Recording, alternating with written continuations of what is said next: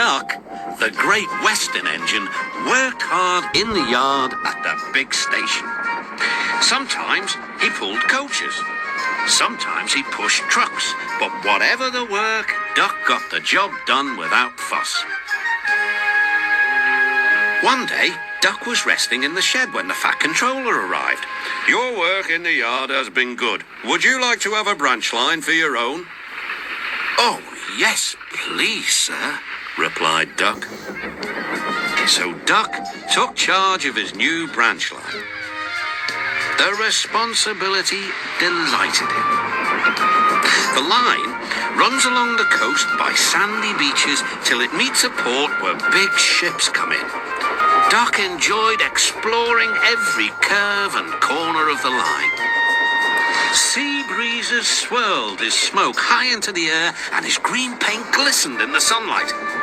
"This is just like being on holiday," he puffed. "Well, you know what they say," laughed his driver. "A change is as good as a rest." Soon Duck was busier than ever.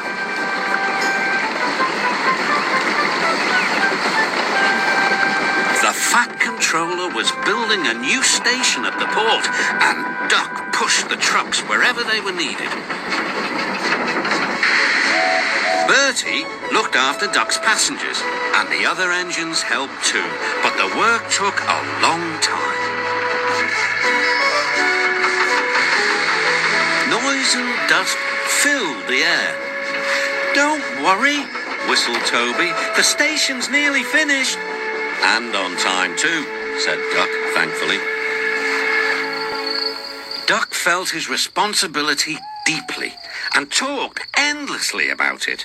"You don't understand, Donald, how much the Fat Controller relies on me." "Och, aye," muttered Donald sleepily. "I'm Great Western, and I—" "Quack, quack, quack." "What?" "Ye heard? Quack, quack you go. Sounds like you'd an egg laid. Now wheesht and let an engine sleep." "Quack yourself," said Duck indignantly.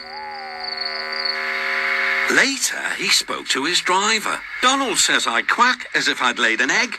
"Quack? Do you?" pondered his fireman. He whispered something to Duck and his driver. They were going to play a joke on Donald and pay him back for teasing Duck.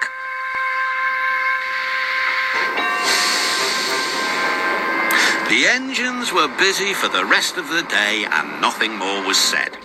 Not even a quack.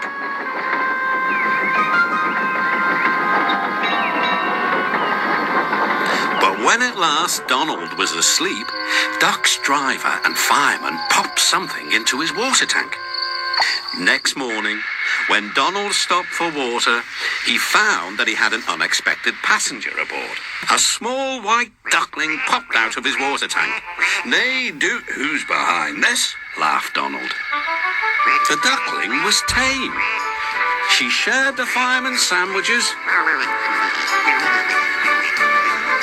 and rolled in the tender. The other engines enjoyed teasing Donald about her. Presently, she grew tired of travelling and hopped off at a station, and there she stayed.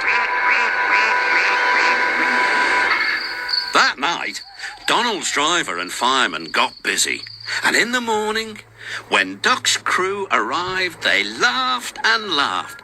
"Look, Duck! Look what's under your bunker! It's a nest box with an egg in it!" Donald opened a sleepy eye. Will. You must have laid it in the night, Duck, all unbeknownst." Then Duck laughed too. "You win, Donald. It'd take a clever engine to get the better of you." There's a pond near the duckling station. Here she swims and welcomes the trains as they pass by. The station master calls her Dilly. To everyone else, she is always Donald's duck.